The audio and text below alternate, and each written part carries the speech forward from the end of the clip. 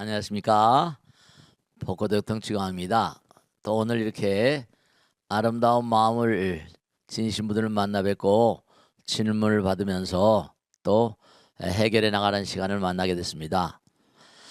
요전에도 말씀드렸지만 우리는 정말로 테스 형님 말씀 맞다나 모르는 게 너무나 많아요. 저도 모르는 게 많고 말씀이죠. 근데 아주 중요한 게 우리는 모르는 게 많아도 계속 걸어가야 돼요. 우리 영혼을 가는 길입니다. 사실 영혼을 가는 길이라고 하지만 그 길은 아주 가까울 수도 있어요. 나로부터 남으로 가는 길입니다. 나와 남이 하나인 길이에요. 그러니까 이 자리가 극락천당일 수 있다는 걸 항상 말씀드리죠. 근데 그 길은 내가 상대방을 긍정적으로 평가하고 상대방에게 긍정적인 말과 생각과 행동을 하는 것은 그게 쉬운 일이 아니에요. 그래서 이런 시간도 필요한 거죠. 중요한 건 뭐냐? 꼭 말씀드렸는데 우린 지금도 변해가고 있어요. 그리고 변하고 있고요. 근데 좋은 쪽으로 변해가야 되죠. 이렇게 부처님 말씀을 생활하시면서 같이 문제를 푸는 가운데 어떤 그런 그 여러 마음 가운데 새로운 어떤 세계에 대한 그런 그 탐구심이랄까 호기심 같은 것이 여러분들의 삶을 긍정적인 방향으로 이끌어 가시길 당부드리면서 누구에게나 고정적인 답은 있을 수가 없습니다. 여러분들께 이 시간을 통해서 부처님 말씀 함께 생각하시면서 여러분들이 선택하시는 거예요. 아시겠죠? 자, 오늘 질문 받겠습니다. 대단히 감사합니다. 누가 질문하실까? 고맙습니다. 네, 안녕하세요, 스님. 고맙습니다. 네. 네, 동작구의 현법사 김보성원입니다. 네, 고맙습니다. 네. 요즘에 일어나는 일련의 사건을 보면서, 네. 홧김에 때렸다, 또 욱해서 뭐 죽였다, 이런 네. 기사들을 네. 가끔 접하게 되는데요. 네. 이렇게 순식간에 일어나는 감정을 잘 다스리지 못하고 범죄나 네. 사회 문제로 이어지는 경우가 참 많은데요. 네. 저 역시 갑자기 끌어오는 화를 참지 못할 때가 가끔 있기도 합니다. 네. 예, 스님, 순식간에 그 확 불타오르는 그 화를 그 순간 어떤 방법으로 다스릴 수 있는지, 큰 스님의 고견을 듣고 싶습니다. 네, 고맙습니다. 좋으신 말씀이세요. 우리가 부처님 말씀대로 우리가 매일매일 삶을 살아가는 게 시험과 똑같대요. 시험. 하루를 살면 만나는 사람들이 다 시험관이라는 거죠. 그러니까 그 사람이 나를 즐겁게 하기도 하고 그 사람이 나를 욱하게 만들기도 합니다. 그죠? 그렇습니다. 그러니까 그 사람이 순간순간 지옥의 전령사이거나 아니면 천당의 전령사이거나 그렇습니다.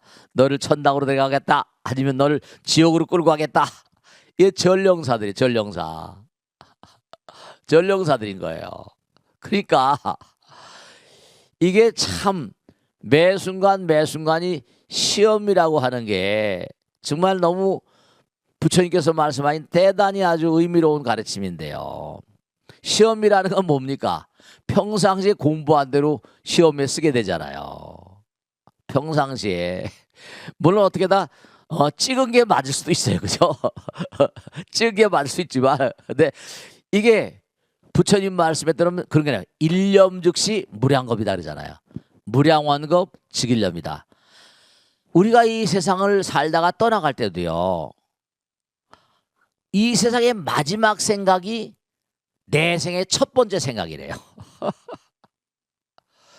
이게 기가 막힌 게 한 생각이 무슨 내 생 전체를 결정한다. 이거 참 믿을 수도 안 믿을 수 없는 얘기예요. 그러니까 일생 전체가 한 생각으로 그러니까 순간순간 내가 쓰는 마음이 지금까지 살아온 결산이라는 거예요.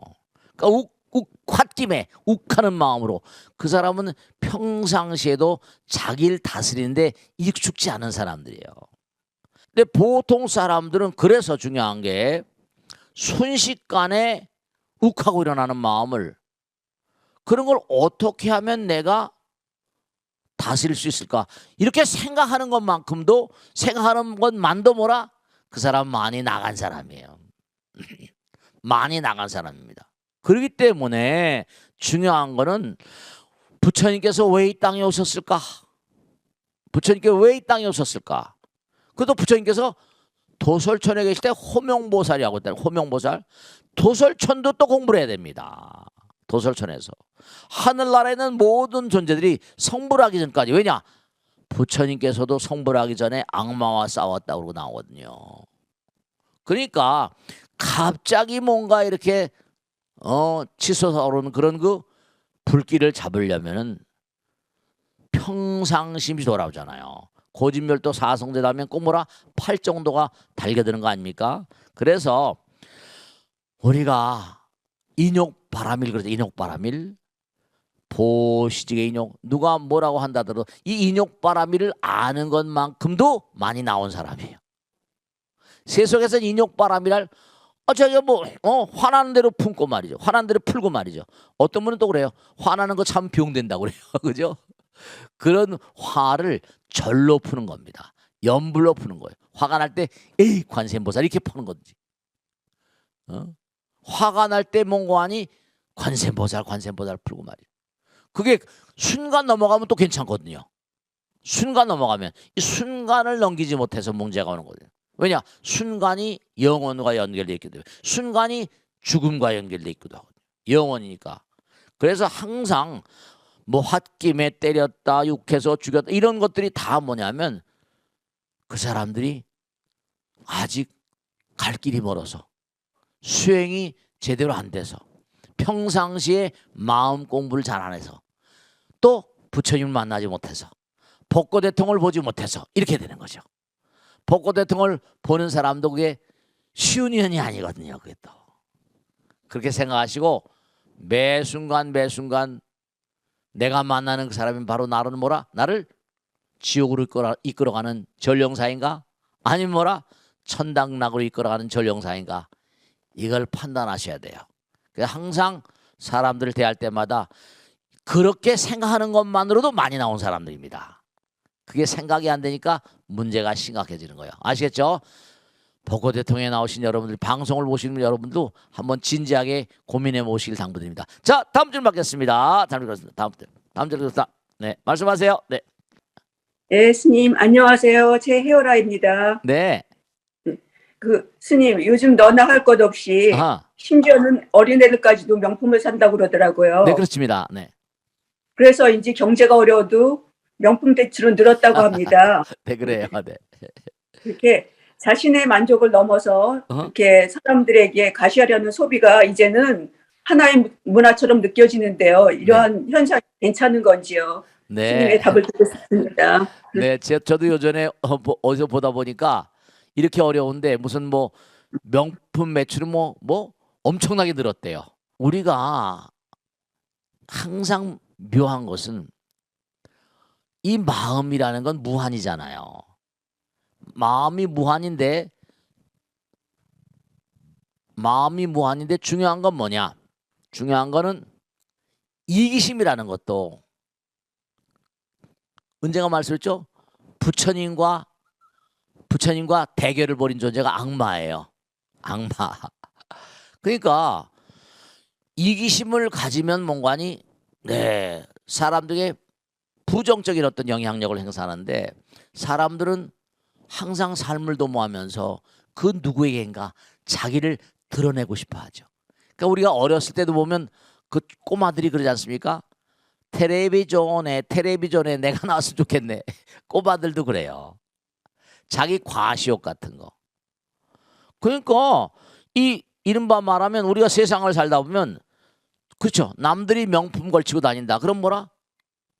그러면 자기가 그렇게 못하면 자기를 스스로 열등감을 갖게 되고 자기가 스스로 자기를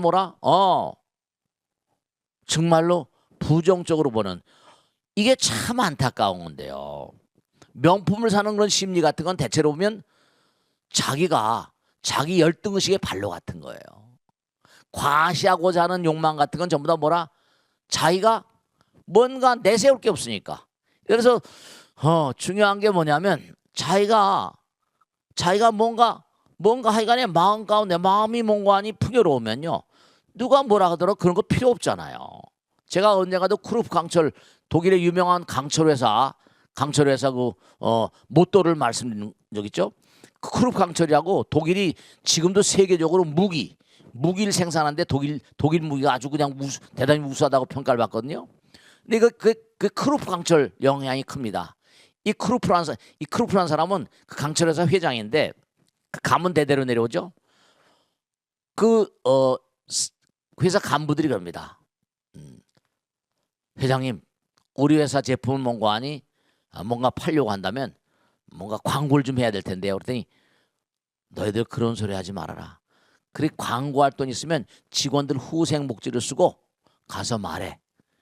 최고를 만들라고 말이야. 최고. 넘버원 제품을 만들면 최고를 만들라고 말이야. 넘버원 제품을 만들면 전 세계에서 우리 회사 제품을 사려고 줄을 일 거다 이랬다는 거예요. 그러니까 최고의 제품을 만들면 저절로 입소문이 나서 알려진다는 거죠. 지금도 크루프 강철을 제가 얘기하잖아요. 저 독일에 있는 나라인데. 근데 우리가 세상을 살면 내공이 쌓이면요. 내공이라죠. 내공 외공 그러잖아요. 내공이 쌓이게 되면 바깥으로 어떤 상황이 되더라도 아무런 문제가 없습니다. 인도 같은 데는 거지 성자들이 많다거든요. 밖으로 완전 거지인데 항상 미소 지면서 그 인도란 나라는 유행기라고 그래가지고 어렸을 때 엄마 아버지 학습 집에서 커나서 가정을 유지하고 아이들을 뭔가 낳아서 자기들이 먹고 살만하게 되면 아버지는 나가버립니다. 어디로 가는 거 아니? 이른바 말하면 숲속에 가서 수행자들 인도의 숲에 가면요 수행자들 천지인데 거지나 재벌이나 똑같다는 겁니다. 그래서 숲속에 살면서 이제 나름대로 수십 년 동안 죽을 때까지 수행하면서 나름대로 한 소식을 얻거나 그러면 그 다음에 장터에 어디 가서 사람들 만나가지고 미래를 얘기하고 하면서 한 푼 한 푼 $1 받아가면서 사는 그런 분들. 그러다가 이제 겐지강에 화장해서 죽는 거죠. 그러니까 중요한 건 외부에 뭘 걸치고 명품을 좋아하는 요즘엔 그래서 플렉스라는 말, 플렉서블 이른바 말하면 융통성이 있다, 자유자재하다 그런 측면에서 보면은 이른바 플렉스했다 뭐 그런다며요, 그죠? 그게 뭔가 하면 자기 과시 같은 거거든요. 연예인들이 그런 얘기를 많이 하잖아요. 그러니까 다른 거보다 불교에서는 절대로 가난을 표방한 종교는 아닙니다. 부처님께서 가난은 뭔가 아니 빈궁고는 죽음의 고통보다 더하다. 열심히 뭔가 노력하고 근면성실에 돈을 벌어서 많은 사람에게 펼치고 베푸는 공덕주의 삶을 살라 그러셨어요. 그러니까 자기가 몸과 마음을 다 열심히 정진하는 사람들, 그런 사람들은 바깥으로 뭔가 자기를 뭔가 광고하고 선전하고 그럴 필요가 없거든요. 저 같은 존재도 그렇습니다. 뭔가 하니 부처님 법당에 와서 법문을 뭔가 듣고 싶으면 듣고 아니면 말고 뭐 그런 거지. 그걸 뭐 선전할 거야 뭐 있냐. 제가 옛날에 뭐냐면 능인불교대학교 입학하라고 광고를 전단을 만들어서 펼치고 있는데 그게 무슨 효과가 있는지도 모르고 말씀이요. 근데 한 몇 년간을 코로나로 막 어렵다 보니까 신도들을 만나질 못하잖아요. 그때쯤 생각한 게 유튜브 같은 걸 통해서 볼까. 그래서 유튜브를 지금 한 몇 달 됐습니다만은 다른 분들은 뭐 몇 달, 뭐 오래전서부터 해가지고 많은 그런 그 사람 모으고. 근데 정말로 꼭 당부드린 게 뭐냐면, 자기 자신이 내면 세계가 충실하면은 그런 바보 같은 짓을 하지 않을 게 아닌가. 근데 중요한 건 언제 어떤 곳이라더라도 사람들은 자기가 아무리 풍요롭더라도 내세우기를 원하거든요. 과시하기를 원합니다. 그래서 그 무엇보다도 저는 다른 것보다 자기를 과시하고 하는 것보다 자기 내면 세계를 좀 채우고 욕망을 뭔가하니 밖으로 그렇게 펼치고 하는 것보다 자기 내면 세계, 욕망하고 원력은 다르다고 그랬죠? 원력이라는 건 뭐냐? 많은 사람들과 더불어서 영원의 길을 같이 가는 것이고 사홍서원처럼 욕망은 자기 사리사욕을 차리는 그런 내용들이거든요. 그래서 전부 다 명품 찾는데 명품을 찾는 사람은 대체로 뭐라? 아상이 강한 사람이라거나 이기심이 강한 사람이라거나 욕심 같은 건데 다 냉정하게 따지면 그게 다 허상 같은 겁니다. 일시적인 거잖아요. 일시적인 것들입니다. 다 흘러가는 것들이니까 너무 거기에 연연하지 마시고 자기 내적인 충실을 기하는 그런 분들이 되시면 좋겠고 욕망에 너무 뭔가 자기를 함정처럼 자기를 빠뜨리는 그런 존재가 되지 않으시면 좋겠어요. 아시겠죠? 이 정도. 다음 질문 받겠습니다. 다음 질문 받겠습니다. 누가 다음 질문 자, 다음 질문 말씀하세요. 네. 스님, 네. 친구가 자신은 돈이 필요하기 때문에 불교의 가르침과 맞지 않는 것 같다고 말하는데요. 네. 그래서 많이 벌려고 욕심내도 된다는데 네. 그만큼 많이 벌려면 행하는 것이 중요한 거라고 네. 얘기해 줬는데 제 말이 맞는 걸까요? 네. 돈을 많이 벌려는 욕심조차 버려야 할까요? 네. 이거 오해된 게 하나 있는데요. 예전에 보면 스님들 그러면 무소유다. 그런 얘기를 하세요. 무소유라는 건 뭐냐면 제가 이해한 대로 말씀드릴게요. 아무것도 가지지 말라는 뜻이 아닙니다. 자기가 가진 것을 다 던지라는 뜻이에요. 내가 너무나 많이 가지고 있어서 그래서 부담감을 느낀다거나 무소유가 아무것도 지니지 말고 아무것도 벌지도 말라 이런 거 아니에요. 제가 조금 전에 말씀드렸는데 불교는 가난을 표방한 종교가 아니에요. 불교는 열심히 노력해서 정말 빈궁고를 다 봐라.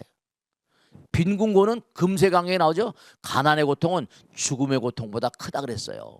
부처님도 아신 거죠. 다 깨달으신 분이니까. 가난한 사람들은요. 가난하니까 뭐라? 죄를 짓게 됩니다. 가난하니까 절도를 하게 돼요. 가난하니까 뭐라? 살상을 하게 됩니다. 가난은 또 다른 범죄를 부르는 연쇄 반응을 일으키는 그런 상황일 수가 있어요. 그러니까 이 가난의 고통은 빈궁고는 사고보다 무섭다는 게 부처님 경전에 나오는데 중요한 건 부처님 말씀대로 열심히 돈을 벌어라. 그래서 그 돈을 뭐라? 많은 사람들에게 펼치고 베풀라. 그 무소유 정신을 가지고 돈을 열심히 벌어서 많은 사람들에게 네 생업을 해결하고 많은 사람에게 베풀고 펼치라는 거죠. 제가 자주 말씀드린 내용 가운데 수다타 장자라는 장자가 있었죠. 수다타 장자는 정말로 큰 부자입니다. 어마어마하게 돈을 많이 벌어서 부처님께 기원정산한 절을 지어드릴 정도였었죠. 근데 원래는 뭐라? 날품팔이였었어요. 날품팔이. 근데 이분은 뭐냐? 가서 날품팔이. 그래서 날품팔이에서 돈을 받아오면 그걸로 쌀을 팔아가지고 자기가 밥을 해먹잖아요. 그러니까 밥을 해서 먹으려고 하는 순간에 부처님 제자들이 쭉 들었으면 다 밥을 퍼준 겁니다. 그리고 부부가 굶고 잤었대요. 제가 우리들이 이렇게 공덕을 졌으니 언젠가 하늘이 도와서 우리가 큰 부자가 될게요. 이랬다는 거냐. 진짜 큰 부자가 됐습니다. 중요한 건 뭐냐면 무소유라는 게 아무것도 갖지 말라. 전혀 돈도 필요 없다. 이런 게 아닙니다. 제가 이해한 무소유는 열심히 벌어서 자기가 소유하려는 의지보다 왜냐? 내 것이라는 건 없거든요. 이 세상에. 무하거든요. 무소유는 무하고 통하는 것이라서 열심히 벌어가지고 많은 사람들에게 베풀어서 그들에게 즐거움을 주라는 겁니다. 그래서 그게 이제 회양과 맞다는 얘기예요. 많은 사람에게 베풀고 펼쳐라. 그래서 많은 사람에게 즐거움을 주라. 이런 내용이에요. 그래서 우리가 사는 세상은요.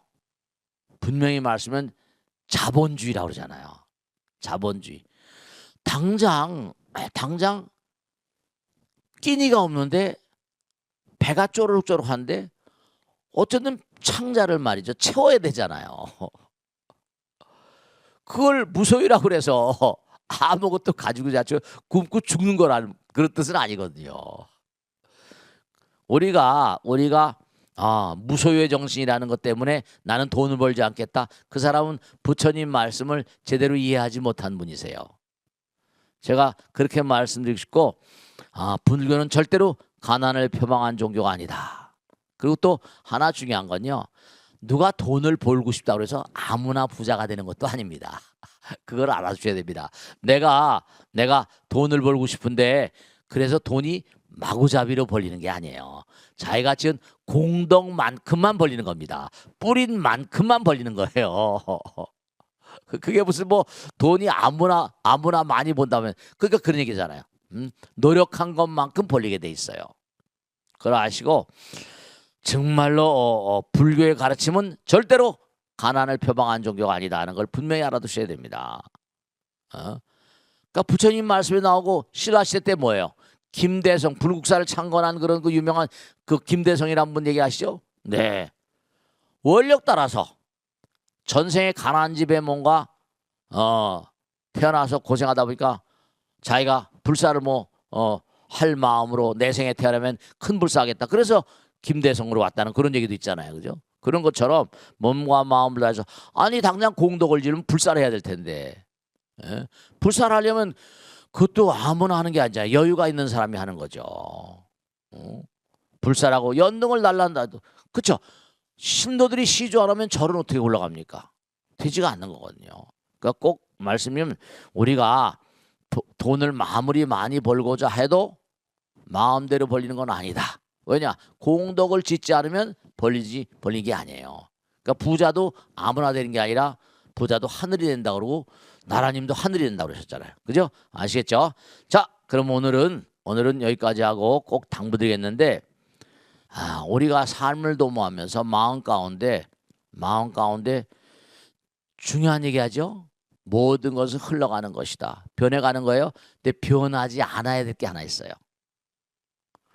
저 사람 참 변함이 없어. 이런 얘기 하잖아요. 그죠? 변함이 없는 마음, 한결같은 마음, 그 마음은 부처님 마음이거든요. 변하는 것은 현실 세계는 변해갑니다. 그런데 중요한 건 변해가는 삶 가운데 흔들리지 않은 중심은 딱 잡고 있어야 돼요. 항심시 불심이라고 했죠. 항상한 마음이 불심이라고 그랬습니다. 변하지 않는 마음, 에너지 항존의 법칙 마찬가지로 항상한 마음, 자기 중심을 잘 지켜야 돼요. 중심이란 말도 마찬가지죠. 가운데, 제가 항상 드리는 말씀이죠. 두 손 가운데 중심은 하나지만 이 우주 자체가 부처님 몸과 마음이기 때문에 중심은 그 누구의 마음도 중심이고 제 마음도 중심입니다. 그러니까 중심을 잘 잡아라는 것은 내 마음을 한결같은 마음으로 해야 된다는 거죠. 그래서 흔들리지 않는 마음으로 여러분의 마음의 중심을 잘 잡아서 이 세상은 항상 변하게 돼 있어요. 변해가고 있고 항상 출렁되게 돼 있고요. 폭풍과 몰아치고 태풍이 몰아치는 그런 세상입니다. 그렇지만 내 마음 가운데 계신 부처님은 절대로 놓치지 마시고 항심을 가지고 어떠한 어려움과 고통도 이겨나가신 그런 가운데 정말 부처님 말씀을 생활하는 그런 불자들이 되시기를 간절히 당부드립니다. 오늘은 여기서 모두 주겠어요. 대단히 감사합니다. 서대문 보살님이나 여러분들 너무너무 감사드리고 대단히 감사합니다. 마치겠습니다. 고맙습니다. 감사합니다. 네.